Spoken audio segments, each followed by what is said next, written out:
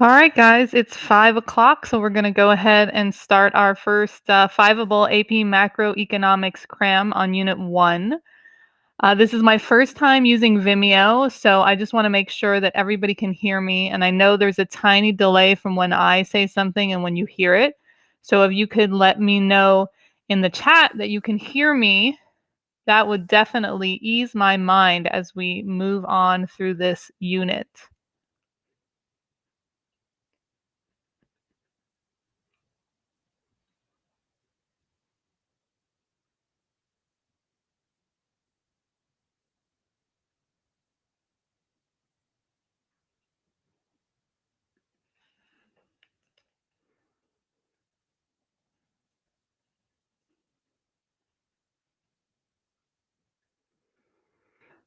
All right, that is quite a delay there, but I'm glad you guys can hear me. So I'm going to go ahead and we're going to plow through Unit 1 tonight. And being a teacher and a student and a mom, I just want to give you guys like a few pointers before we start. And we're going to start with this one right here. This stream is definitely being recorded. And of course, it's being recorded, which connects me to what I really want to tell you, which is you're not going to get everything all at once tonight really quickly as I go through it. It's too much. But remember, because you are subscribing to the streams, that you can watch this again later and then you can like pause it and start it again. And you can listen to me over and over again. Maybe I'll help put you to sleep at night, fun things like that. But also, this could end up on YouTube, other public channels, and things like that. So if you don't want anybody to know you're here, you're secretly studying AP Macroeconomics, you can change your name if you don't want people to know that. If you don't care, then we're all good and everybody's happy. But definitely, you're not going to catch everything as I say it. I'm not going to talk as fast as like John Green does, but we do have a lot to cover. So just be aware that you can take your time and watch it again later and all those good things. So next thing, I just want to remind you that you can connect with Fiveable in several different places, on Twitter, Instagram, the YouTube, and of course on the website. And we'll remind you again later, but we also have a Discord channel, and very active on our Discord channel is our TA. I want to call her my TA, but she's not really. She's our TA, and her name is Rupi, and she is amazing. And you should make use of her because she knows a lot about economics and other things. So you'll find her on Discord, and you'll find me on Discord here and there. I'm going to try and get more involved on there and get my settings changed on my phone so I can see when you guys are talking. Today we are doing our first Cram session. Today is today the 8th or is today the 9th? It's the 9th. Look, I put the 8th on there. That's definitely wrong. But it is today, and it is the 9th, and it is 8 o'clock in the East Coast, and it's only 5 o'clock here in beautiful, sunny Southern California. So we're going to start with Unit 1 today, and each cram is going to be an hour of each unit, and then we'll spend 2 crams looking at free response questions because that is your golden ticket to passing the AP Macro exam. And then on Mother's Day, in honor of my 4 children and my 1 adopted son, which makes 5, we'll spend 5 hours in our cram finale before the AP Macro test the next day, or the first time the AP Macro test will be offered this year. Today in this stream, we're going to do this introduction. I'll tell you a little bit about myself and about what the College Board wants from you and all that good stuff first. And then we're going to go through these basic econ concepts. Some of them are super simple. Some of them are a little bit more tricky. Some of them you might think, God, I already know how to do that. I don't need to be here. But let me tell you that the demand and the supply and opportunity cost and PPC, that pops up over and over and over again in macro. So if you get it down really well in this first unit, it makes all the other units that much easier. And then we'll have some Q&A if we have time at the end. It depends how fast I can talk and how many questions you have in the meantime. So let's start about who am I? So my name is Maria. My students, some of which are here, call me Mama G. It's a long story how I got that name, but I love the name and I appreciate it. You can call me Maria, Mama G. Doesn't really matter to me. I've been teaching for 17 years. And like I said, I teach in Southern California for the second largest school district in the country. And I've been teaching AP Econ for a long time. And I got to it by accident, but I've grown to love it immensely. It is super interesting and super important for our everyday lives. And there are so many connections that it's a really worthwhile course. So I'm glad that you're here because that means you're taking AP Macro. So you already made the good decision to take this class. What are you doing here? You're getting a little bit of extra help, some insight. The more people you can learn from, the better, because everybody has a different way of explaining things in a different style. And hopefully my review can either supplement what your teacher taught you, or if you're my student, you get to hear me again. Or if you're doing self-study, this should supplement what you're doing with your reading and things like that. So most importantly, and I hate to say most importantly because as a rule, I don't really enjoy teaching to a test, but let's be honest, we're all here because we want to do well on the AP exam. And to do well on the AP exam, we really need to be aware of what the College Board wants from us. So if you are not familiar with this as of yet, our exam is one of the shorter exams because this class can be taught as a semester class, which is what we do at my school. And so the test is a lot shorter than when you took APUSH or AP World or any of those tests. There is a multiple choice section and there is a free response section.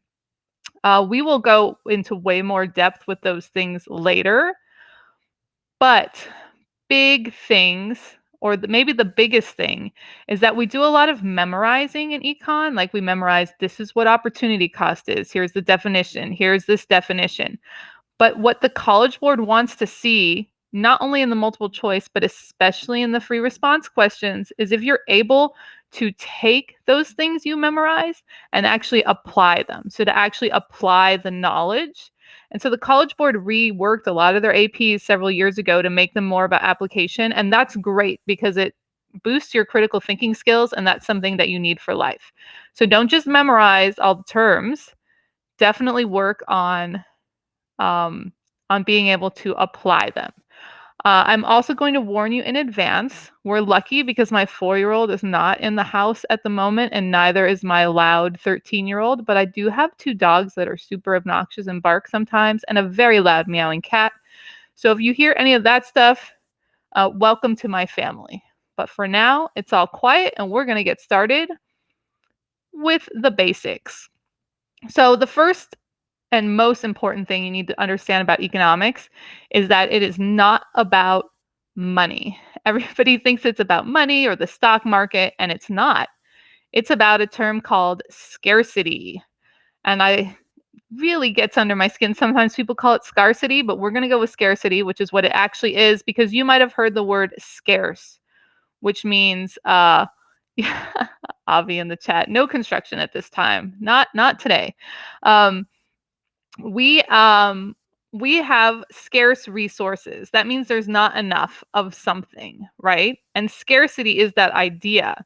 All of these things we want, but we have limited resources. And because we want all these things, but we cannot have all these things, we have to make choices. And those choices have to be made by individuals, by businesses, by governments. You make choices all day, every day. You made a choice to be here right now and not be doing something else. And because of that, scarcity is the fundamental problem in economics. Okay, there's a very famous Rolling Stones song. You can't always get what you want, but if you try sometimes, you can get what you need. And that's scarcity in a nutshell. So we have limited resources. That's fantastic, but what are our resources? Okay, it's first really important that we notice that there's a difference between wants and needs, necessities and luxuries. So necessity would be like, I don't know, water to drink or food to eat. And then the luxury would be like wanting a filet mignon as opposed to eating whatever you can eat, right? And I've already noticed I missed my first poll, you guys. It's a little stressful. This is new for me. So we're going to pause for a second and I'm going to open a poll just so I can get an idea of how you guys feel about AP Macro. And hopefully the poll works. It should, in theory, be in the chat.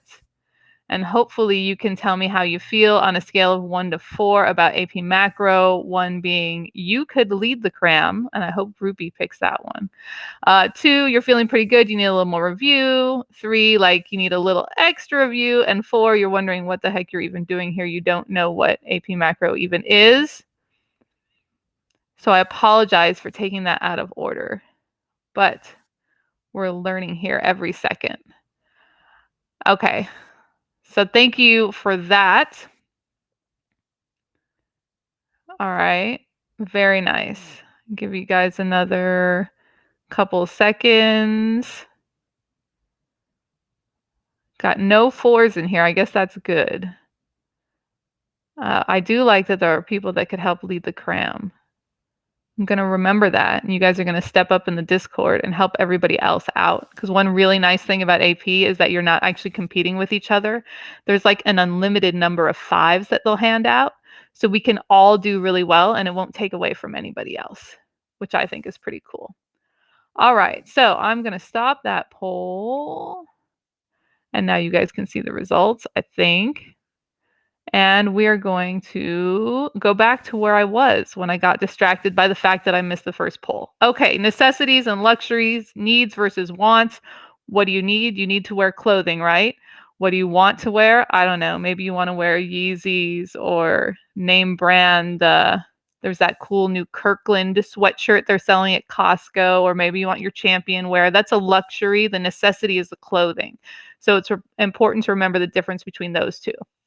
So what are our limited resources? There are 4 resource categories: land, labor, capital, and entrepreneurship. Before we get into this, I always get kids that are like, is this land or is it capital? Is this labor or is it capital? And you guys get really all up in your head. The College Board is not going to try and trick you here, so you just need to remember the basics. If you want to get existential with it, you can definitely go talk to your AP Lit teacher, but you can also just take it at face value. And make your lives a little bit easier. So land is anything that comes from the earth, natural resources, that could be like diamonds, water, lumber. It could be like cows. It could be coal. It could be my dogs. They also come from the earth. So any kind of natural resource coming from the earth. Labor is me and you. It's all of us. When I first started teaching AP Econ, I learned from a college professor that he would tell his students that they should look in the mirror every morning and put those arms up and their guns out and say, I'm a hunka burning labor, okay?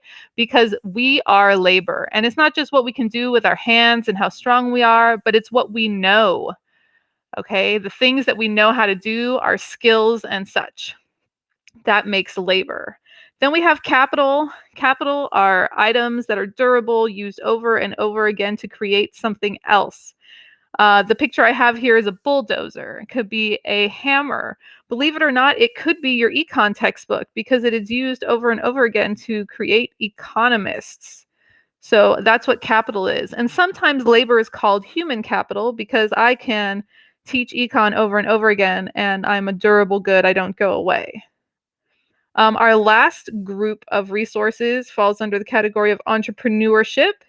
And an entrepreneur is basically a business person, but spelled very difficultly, who uses the other 3 categories of resources, land, labor, and capital, and they put it together with some risk in order to make a profit. And we all love to make a profit. So entrepreneurs could be like Bill Gates, Steve Jobs, P. Diddy, Jay-Z, Famous Amos. Those are like my favorite cookies. Those are all examples of entrepreneurs. All right. Let me find all the things I cannot find on my computer desktop so we can move forward to the next slide. Okay. So a lot of econ is looking at one thing versus another thing. So we're going to start with positive and normative. These are different types of statements. A positive statement is essentially a fact. It can be proven. Where a normative statement is opinion. And your opinion could be pretty sound, but it cannot be proven, or it has not yet been proven. So I'm going to open up a second question here, and we're going to decide if this statement is positive or normative. Fiveable is the best AP prep. Remember, positive is a fact, normative is an opinion, however well informed it may be, until we have somebody tell us otherwise. Oh, I think somebody's done some research, maybe done some studies to see if Fiveable is the best AP prep, because if we haven't done any studies, it's not a positive statement. Oh, we're neck and neck here. I tried to give you guys a tough one because I know you want to show that Fiveable love. But also, we do want to remember that that is still an opinion until it has been scientifically proven. So that's a normative statement right there, that Fiveable is the best AP prep, although it is a pretty strong normative statement. All right, we've also got macro versus micro. You're sitting in macro. Some of you are also taking micro. Macro, if I do say so, is a little bit easier than micro, although micro is not that bad. Macro is the whole government. We're looking at the whole thing. We're looking at indicators like GDP, unemployment, and the such, where micro is looking at the individual and the firm. Okay. And then I wanted a few more. So I put this versus that. And let me explain that one there for a second. Every time you choose something, you chose this. So you gave up that all day long. If you don't remember anything else today, I want you to remember that you're making decisions all day long. And every time you do, your decision has a cost to it. To choose this, you've given up that. And then I had one spot left, and I thought, what's the craze right now? Video games. And that is the question of PS5 versus Xbox X. And I don't think there even is a question there. I'm not a gamer, but I've been told that the PS5 is far superior. But there is economics behind that too. And we'll touch on that here and there as we go along. All right.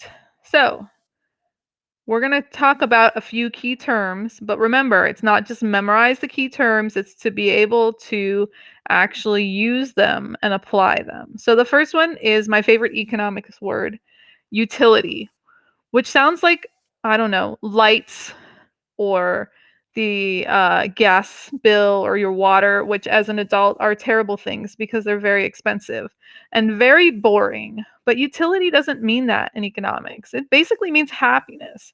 How much happiness do you have? And it's measured in these things called utils, which is kind of silly, but nonetheless how they do it. The next word we're going to look at is trade-offs. Trade-offs have to do with our alternative choices. It's the things we don't choose. Okay, and it's the many things that we don't choose. It's all of them, our trade-offs. Where the opportunity cost is a little bit different, because opportunity cost is the one thing we would have chosen. So in the chat right now, I want you to think, what is the one other thing you would have been doing right now that you are not doing right now? Tell us the one other thing you would be doing that you're not doing, and that is your opportunity cost. It's not the 10 other things I could be doing, but the one thing I could be doing. So if I weren't here with you right now, I would be watching my son at football practice. Ew, pre-calc homework. That's the worst. That's what my son should be doing right now, and definitely isn't. Oh, I like Priscilla's here. Watching a movie. That's what we should be doing. Oh, sleeping. Sleeping sounds fun too, for sure. Sleep sounds just incredible. Okay, so that's your opportunity cost, the one thing you would have been doing, or the next best thing. The last term I want to go over here is full employment. And full employment kind of sounds weird because it's like, oh, everybody's working, but it's not just about working. A freshman in pre-calc, oh my goodness, you are too smart for me. That is awesome. Props to you for being a freshman in pre-calc. Okay, full employment. It is using all of our resources, not just having jobs, which would be labor, right? It means we are using all of our land resources properly. We are using all of our capital resources. And not only do people have jobs, but they have jobs that they're well suited for. We're not wasting people's talents, right?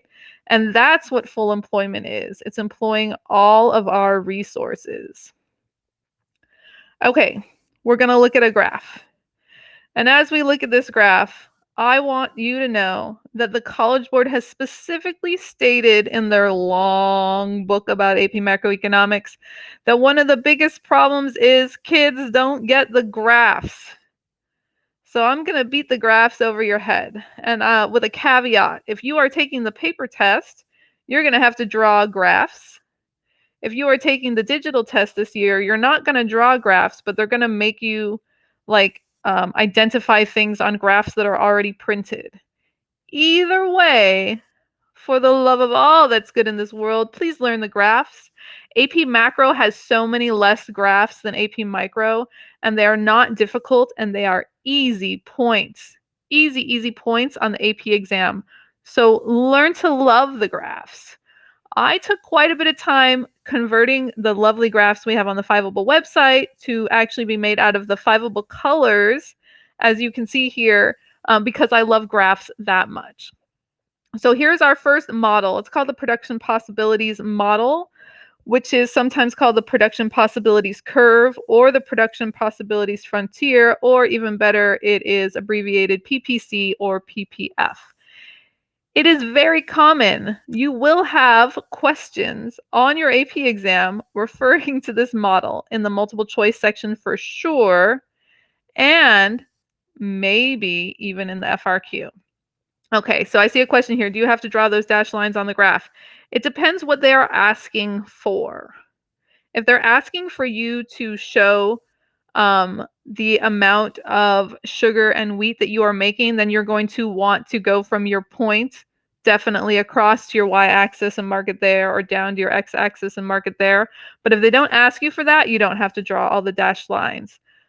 When they are grading your AP tests, and I don't grade AP Macro, but I do grade AP World tests. So I know what it's like to grade AP exams, and there are hundreds of papers in front of you. So you want to make it as clear as possible for the person that is grading your exam, that you want to show them that you know what's going on. So drawing the dotted line definitely helps them to see that you know what is going on.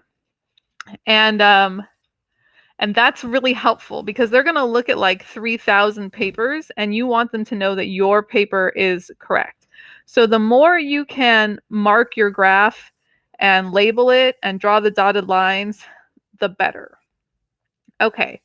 So, and also keep in mind that they want to give you points. They're not trying to take points away. They're looking for a way to give you points. So keep that in mind. We're actually very benevolent, the AP graders. They want you to pass. Okay, so this PPC here, it shows all the possible production combinations of two goods, okay? There are three assumptions in this model, and this is a very simplified model, as most of the economic models are. The real world is much more complicated.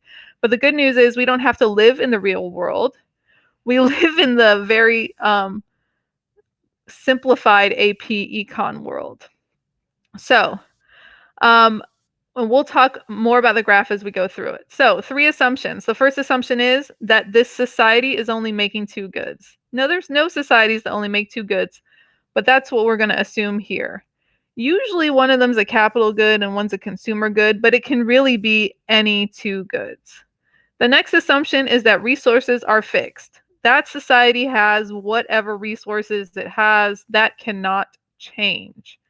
And we also assume that technology is fixed. That means that we're not going to invent anything new that's going to speed things up, or, God forbid, have a Y2K problem where we think things are going to go backwards.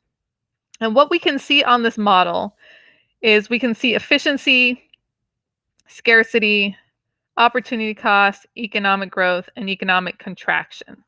So, really, if you're just going to draw a PPC, you would label the two axes with the two goods. You would draw the line, like that teal line you see there, and you would throw some numbers on there. The spacing of the numbers does not really matter. Okay, it doesn't have to be perfect. You don't need to take a ruler out. It's a very simplified model, so you can be a little bit loosey-goosey with all that. If a question is, I'm reading what Rupi's saying here.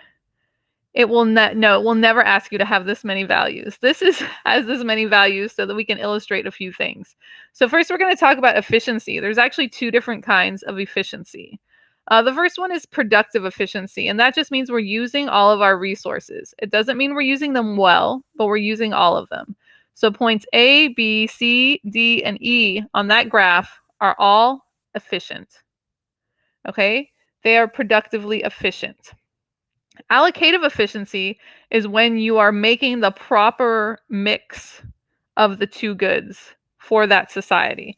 And there's no way for us to tell that looking at this graph right now what the proper mix is. It could be A, maybe everybody is gluten-free in this society and producing any wheat would be worthless. Or perhaps it's E, because everybody's a diabetic and we don't want any sugar. So you don't really know, you can't tell, but that's the difference between productive and allocative efficiency. Are you allocating your resources properly? That's one specific point. But productive efficiency is that whole line. Point F on the inside, remember when I talked about full employment?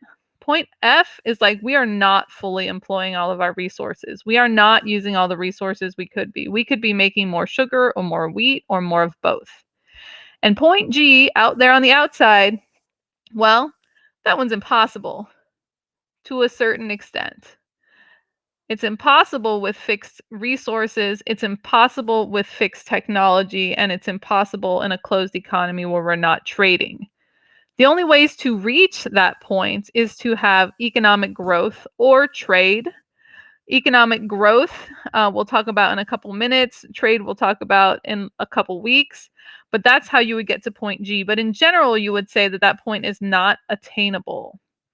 All right, economic contraction is the opposite of economic growth, and we don't talk about it very much because it doesn't happen very much.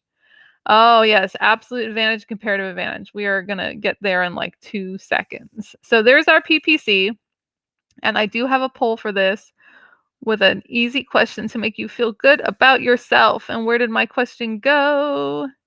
Here it is. All right, so which point represents an underemployment of resources? So which one of those points on that graph are we not using all of our resources?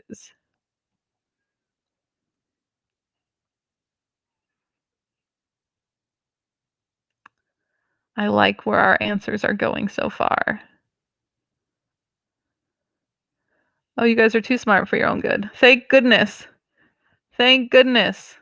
All right, you were smart before you got here, or I said something so that stuck in your head, but either way, we're happy because you know the right answer.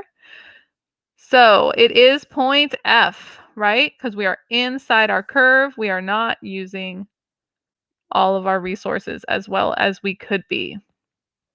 All right, moving on. Oh my goodness, we only have 32 minutes left. Okay, we're going to talk about the law of increasing opportunity costs.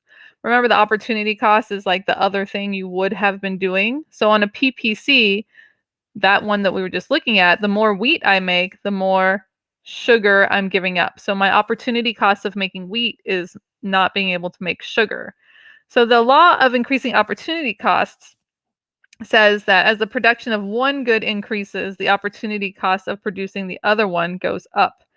So to put that in like more regular English, you have to give up larger and larger amounts of one good to acquire smaller increments, or sorry, equal increments of a second good. So for every one wheat I add, I'm going to have to give up more and more sugar each time. And that's what the law of increasing opportunity costs is. And when you have increasing opportunity costs, you're going to have a curve that is bowed out from the origin. And they have asked that question before back in the day about that. So it's important to know that.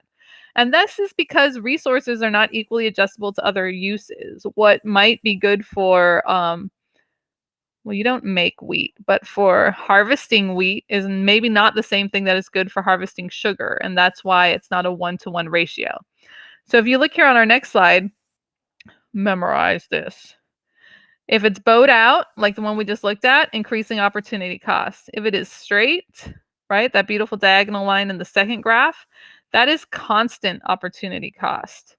And they might ask you to be able to tell the difference just by looking at the graph.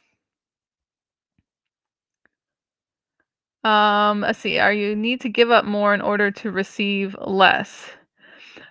So let's look at this pizza and robots, and let me explain it again. So every time I make another robot, I have to give up like a successively larger amount of pizzas. So maybe when I make my first robot, I only have to give up 5 pizzas, and then when I make my second robot, maybe I have to give up 8 pizzas. And then my third robot, I gotta give up 10 pizzas. So I'm giving up more and more pizzas to make the same number of robots. But if you look at the pizza and the calzones, it's like a 1-to-1 ratio. I'm giving up 1 and then I'm getting 1. Although I do have to say, that being said, yeah, I'm not sure I agree with the numbers on this graph for constant opportunity cost. If I give up 1 pizza, I get 1 calzone. If I give up, you're giving up a constant amount each time. The important thing here is to know by just looking at the drawing, the bowed is increasing opportunity cost, and the straight line is constant opportunity cost. I don't know if it has a higher worth exactly. Um, but it uses more of the resources perhaps than making the other one. We'll definitely do some more on opportunity costs in Discord, and I'll give you guys some more questions with that to make it easier for you guys. All right. So let us move to the next slide so we can get through everything. And like I said, if you feel lost on something, hold on to that. You can definitely chat in the Discord right after this with Rupi, but like we're always there and always happy to help. So the best thing you can do is if you don't get something right now and still don't get it, is to write it down so you know what it is you don't get, and then we can address it later. So right here, is a way to show economic growth on your PPC. The left graph is growth. The whole curve moves out. It moves to the right. And then economic contraction, the whole graph moves in to the left. So here's a poll question to go along with that. Remember, economic growth is moving the curve out, and economic contraction is moving the curve in. So we'll see how we do here. And give you guys a second with that.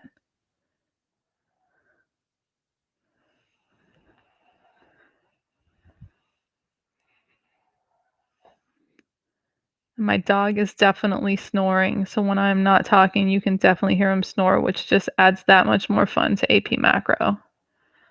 All right, you guys are rocking this. Okay, so when we have our growth, our PPC is just going to shift to the right.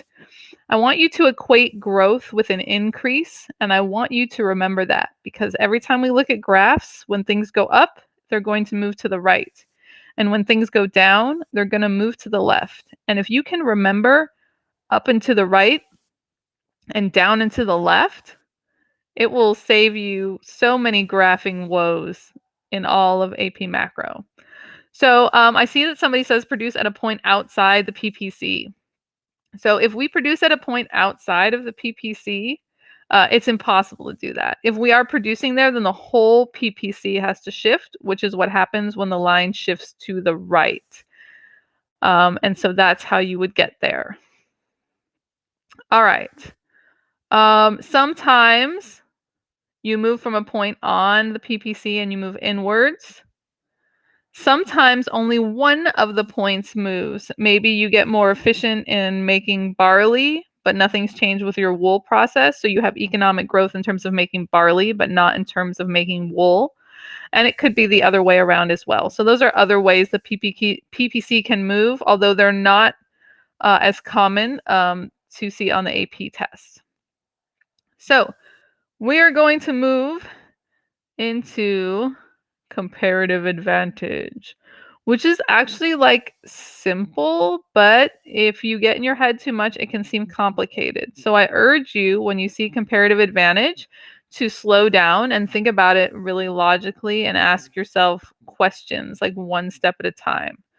But the idea of comparative advantage is that um, sometimes, not sometimes, always, people are able to produce goods at lower opportunity costs. I usually use the example of cleaning my house with my students because I can absolutely do dishes faster than any of my children. I can also absolutely make a bed faster than any of my children. That being said, mom does not want to do all the chores. So while I have an absolute advantage in washing dishes or making beds, I don't have time to do all that. And it's not fair for me to do all that anyway. So we need to figure out, what should I do and what should I force my children to do? Dun, dun, dun. The sad thing is I don't force my children to do enough, but it's still a good example because maybe you do chores at home. So I can absolutely do those things faster, but it turns out that my kids can make beds not as well as I can, but at a lower opportunity cost because they would be giving up less dishwashing than I would be giving up if I made beds. And if you're confused right now, it's okay. We're going to look at numbers on the next slide, and it's going to make a little bit more sense. There's two ways they could do comparative advantage. One is with how much you produce, and the other is with how long it takes. So I'm going to show you examples of each. And again, comparative advantage can be super confusing if you don't get it. It's definitely okay. We will work on it more. So let's look at this first example. We got the United States and Canada. We're making oranges and apples. So we're going to look at comparative advantage. We can't look at absolute advantage. I mean, we can, but the United States, good old America, definitely makes more oranges and definitely makes more apples. But that doesn't mean that we should make all the oranges and all the apples, just like I shouldn't do all the dishes and make all the beds. So we need to figure out what Canada can make, and we can do that by looking at comparative advantage. So we are looking at these numbers here in front of us, and the comparative advantage is essentially like, what do you have to give up? So, for example, if the United States makes an orange, one orange, how many apples are they giving up to make that orange? And if they make an apple, how many oranges are they giving up for that apple? And then again with Canada. So I want to see, well, we'll talk about some numbers here. So it's a little hard with the delay to do this part, but let's say we're Canada and I want to make one orange. If I am making one orange in Canada, how many apples am I giving up? So that's what I want you to think. I'm making one orange in Canada. How many apples am I giving up? You see, we have a 2-to-1 ratio here. So for every one orange I produce in Canada, I am giving up half an apple. All right. And for every apple I make in Canada, I am giving up 2 oranges. And there's this really neat trick that those two comparative advantages are going to be reciprocals of each other. So make an orange, give up half an apple. Make an apple, give up 2 oranges. 1/2 and 2 are reciprocals. Yay, math. Good thing you guys are taking pre-calc and stuff like that, because you definitely know what a reciprocal is. Up in the United States, if I make an orange, I'm giving up 2/3 of an apple. And we can figure that out because 12 over 18 reduced down is 2/3.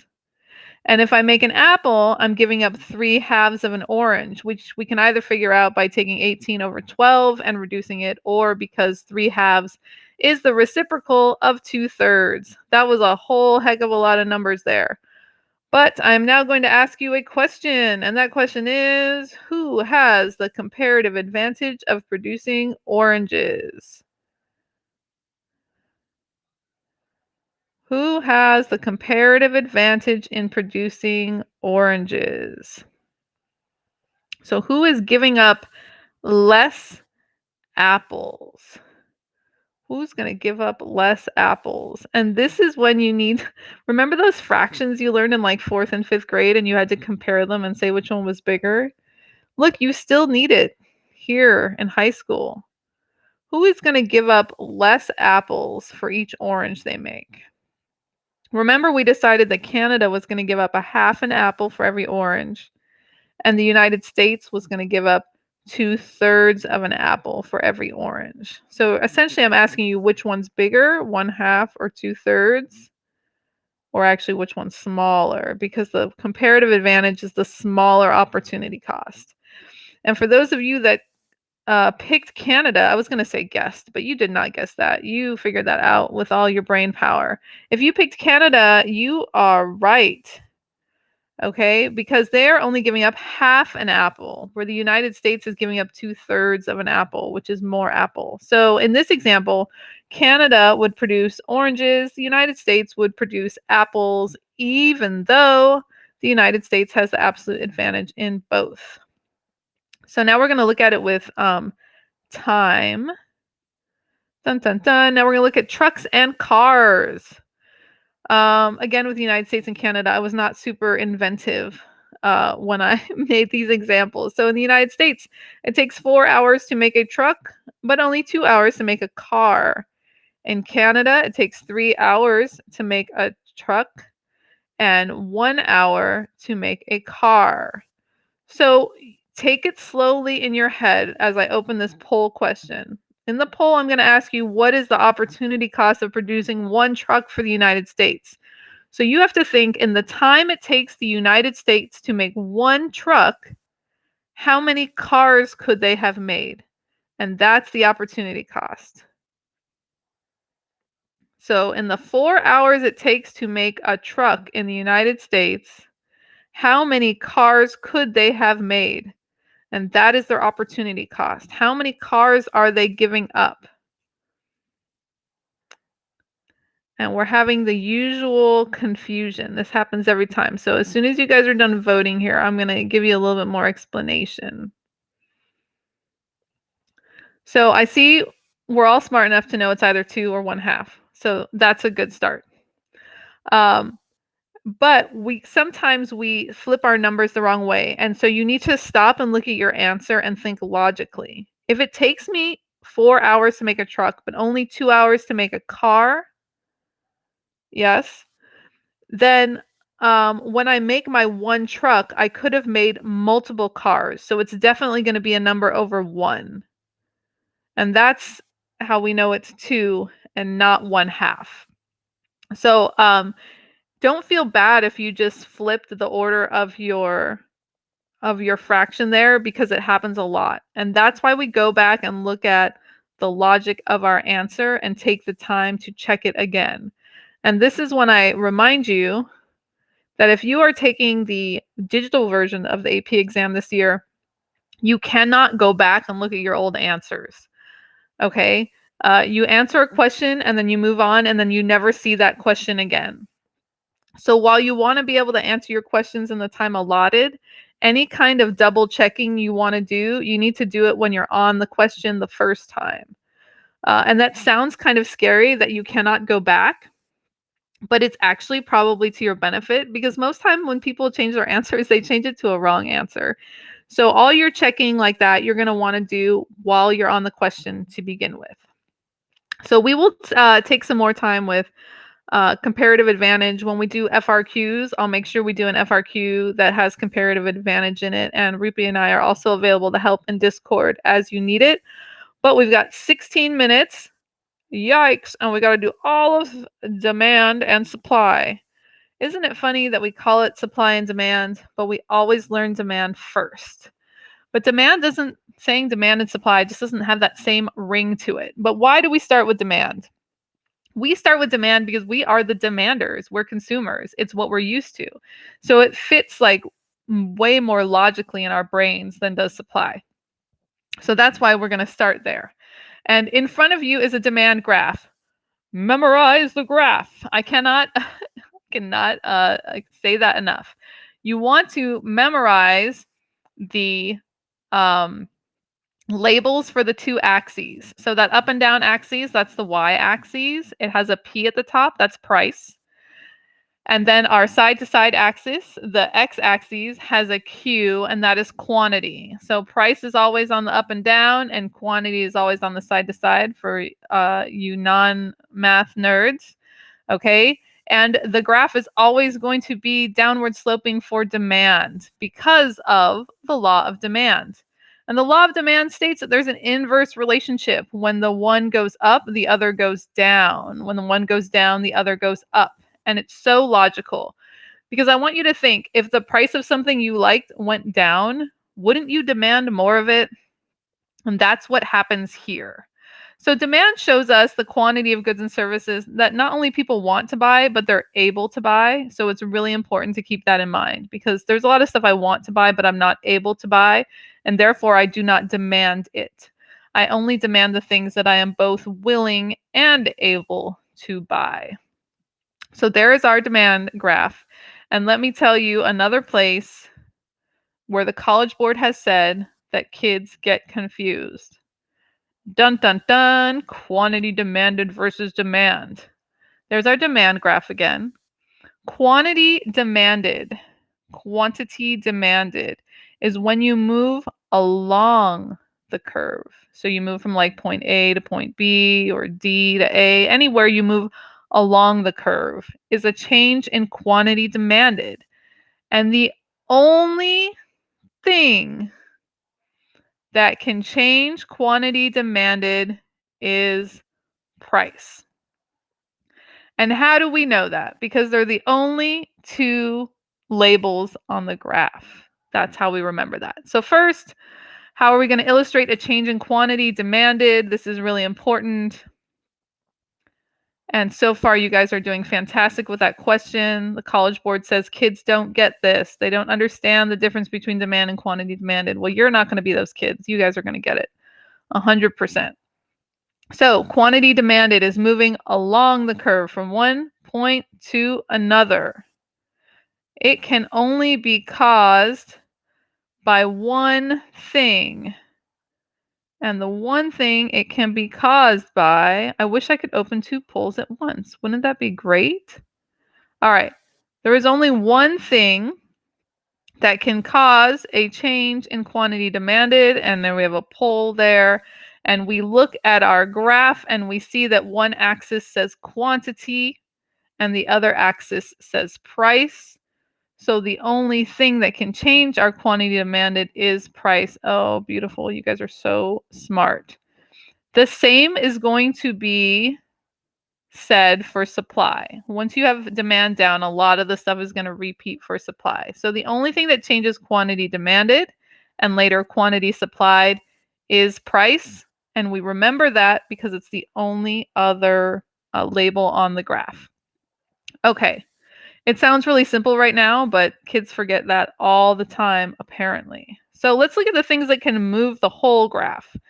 And the things that can move the whole graph are called determinants of demand. Yay for determinants of demand. There are many of them. Somebody developed this amazing acronym, INSECT, to help you remember them. So income is the first thing that can change demand. If my income goes up, I will demand more. If my income goes down, I will demand less. This is true for most every type of good. They're called normal goods, things that we buy on the daily, and also for luxury goods. This is not true for inferior goods. And what is an inferior good? The inferior good is when you go to the supermarket and you really want Fruit Loops, but you can't afford it, so you buy Fruity O's instead. But when your income goes up, you will stop buying the Fruity O's. So your demand for the inferior good will go down because now you can afford to buy the Fruit Loops.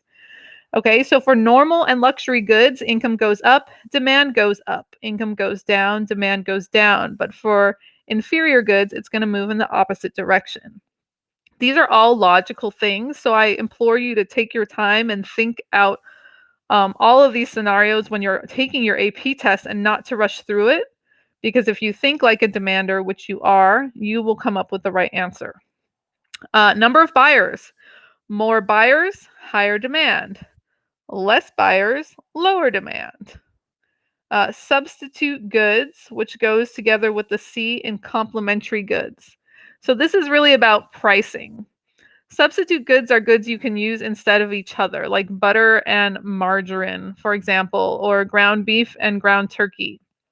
So if the price for a substitute good, the price of the substitute good, not the price of the good, because that would only change quantity demanded.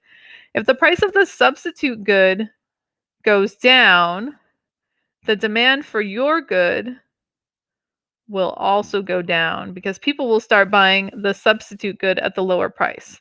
So let's talk about butter and margarine. Margarine is on sale. I'm at the supermarket. I am no longer demanding butter. I am now demanding margarine because the price is less. So my demand for butter goes down. Complementary goods work differently because those are goods that go together, like bagels and cream cheese, which actually sounds super delicious right now. If I go to the supermarket and I see bagels are on sale, I'm going to buy them. And then I'm also going to add cream cheese to my list because it wasn't there before. So my demand for cream cheese will go up because the price of my complementary good has gone down. Expectations. The expectations of buying holiday candy after the holiday has happened. I don't like to buy Valentine's candy until February 15th because I expect that the price is going to go down. So I will wait. So my demand for um, Valentine's candy or Halloween candy or Christmas candy or Thanksgiving candy or whatever candy you can think of is low until the holiday passes and then my demand goes way up. So consumer expectations will definitely affect your demand. Another one to look at is like the price of gasoline. It tends to go up on holiday weekends because people drive places, or at least they did before there was COVID. So if I think I'm going to need gas, I'm going to buy it earlier, like before Memorial Day or Labor Day, right? Because I'm expecting the price to go up. So my demand is going to increase before the holiday. The last one is taste and preferences. And this has to do with either finding out that something's healthy for you or suddenly somebody famous is wearing something. And even though it's ugly, we all go buy it anyway because that famous person is wearing it. And I don't know who you kids like nowadays.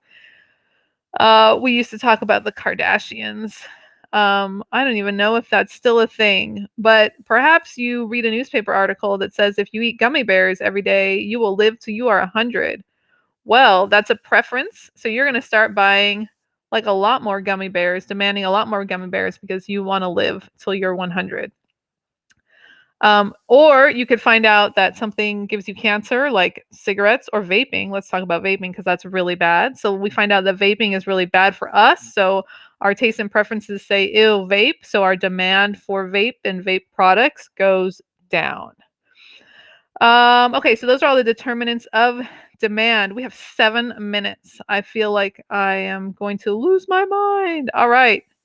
This is what it looks like when we shift our demand curve. If demand goes up, the curve shifts to the right. If demand goes down, it shifts to the left. So if you take it back like 10, 20 minutes when we were talking about PPC and I told you to memorize up and to the right, down and to the left, this is why. Okay? So let's open this poll here and ask you if we are going to increase demand, is our curve going to move to the right or is it going to move to the left? Looking good so far. Definitely looking great. So I like to say up and to the right, down and to the left. And by up, I mean increase, we move to the right. If we were going to decrease, down, we would move to the left. And on this demand curve, that totally makes sense. But when we look at the supply curve, it doesn't look so pretty in our eyes. And then we really have to remember that saying up and to the right, down and to the left. Okay. So speaking of supply, we have arrived there. So, supply. We do supply second because it's through the eyes of the producer. And for the most part, that's not us. So, we kind of have to think about it through somebody else's eyes. But it is the different quantities of goods and services that firms are not just willing to make, but they're able to make. So remember, we talked about PS5s for a second earlier. So obviously, Sony would like to make like a bazillion PS5s because the demand was really high, but they're not able to make all of them that fast. So it's not just about being willing to produce something, but about being able to produce it. The law of supply is a direct or positive relationship. That means when price goes up, quantity goes up. And that's why we have a positively sloping graph. If you remember with demand, I'm going to go back to demand for a second. It is downward sloping. I forgot to tell you it's downward sloping because demand and down both start with a D. That's not really why, but it'll help you remember which curve is which. Where this supply curve is upward sloping or soaring, and soar starts with an S, just like supply does. Again, look on the graph. Our y-axis is labeled with P for price, and our x-axis is labeled with Q for quantity. And that is really important to label your graphs. Just like with quantity demanded, we have quantity supplied. And of course, I will ask you that question again. What is the only thing that will change? Quantity supplied. So what is the only other thing on the graph other than quantity? And when we change our quantity supplied, we are moving along the curve. So like from point A to point B or point C to point B. We're moving along the curve. And the only thing that can do that is 100% price. You guys are rock stars on your little questions. So that's what this next slide is about. I don't even have to talk about it because I already talked about it. Smashing. Okay, so that leaves us very little. Are we ready to get the last few things done? And I will definitely stay here until we're done, even though it'll be after 6. And hopefully you guys don't leave me for better things. So here are the determinants of supply. They spell rotten. They don't spell it very well. I mean, it's spelled properly, but it's a little bit hard to remember, but still a useful tool. So these are the things that can change our supply. And when we change our supply, that means we're going to shift our whole curve, just like we did with a change in demand. So the first thing is resource costs or inputs. Back in the day, I was a big fan of the Jamba Juice. I love Jamba Juice. And there was like some crazy winter storm in Florida, for those of you that are from Florida, and like all of the citrus got ruined. And every drink at Jamba Juice that had citrus in it, they added 25 cents to the price because their price went up. So that was a way that Jamba Juice got around producing less of something, but that's not something that most businesses can do. So when something happens to their resources, if the resource costs go up, they'll just make less of it. Okay, so resource costs up, supply down. But if the resource gets cheaper, resource costs down, supply up. Again, just like with demand, the prices of other goods can affect it. If a substitute good goes down in price, then they will supply less of their good. If a substitute good goes up in price, they will supply more of their good. Technology will increase. Technology will cause supply to go up. We could talk about decreased technology, but that's not likely. Taxes and subsidies.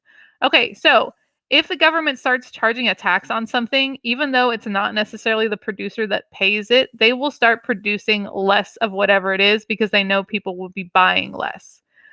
On the flip side, If there is a subsidy, they will produce more. And for those of you that don't know what a subsidy is, it's almost like the opposite of a tax. This is the government saying, I know you don't make money making whatever your product is. Usually it's like wheat. But we really need wheat here in the United States. So since it's not very profitable for you, we'll add to your profit. So you make the wheat and we'll give you like $3 a bushel. That's your subsidy. And then everybody's growing wheat, which is good because we need it to live, unless we're gluten free, of course. Producers also have expectations for the future. Perhaps you grow pumpkins or Christmas trees. You don't want all your pumpkins to be harvested in March, right? So you're going to take that into consideration when you're coming up with your supply. And finally, the numbers of sellers or producers. The more sellers or producers, the more the more supply there is. And the less sellers or producers, the less supply there is. So here's how our graphs shift. And this is why we memorize up and to the right and down and to the left, because 17 years later, that first graph still looks like it's going down to me, but it's not. It's going up. So when our supply increases, it moves to the right, up and to the right. And if our supply decreases, it moves down and to the left. All right, we are almost done. Let's see. Equilibrium. Oh, it's a happy place because that's where supply and demand come together. Notice our graph is still labeled P and Q on our two axes, but notice there's something else there. I know we asked earlier about the dotted lines. So you mark equilibrium in the center, and then you show that AP reader that you know what you're talking about. And you make a dotted line from equilibrium to the left, and you can mark it like P1. They'll usually tell you what they want you to mark it. They'll say label P1 or label PE. Always follow their instructions. And then you will take a line all the way down to quantity and you'll label it Q1 or QE or whatever, just to make it extra special, certain that they know what you're talking about. You'll also label supply and demand with S and D, again, so that they know that you know what you're talking about. They don't ask this too much in AP Macro, but sometimes there's a market disequilibrium. And essentially that means that you're either above equilibrium or below equilibrium, and it kind of messes things up. We won't go too far into it, but if you are charging a price above equilibrium, that's going to create a surplus because nobody wants to buy your good for more than the equilibrium price.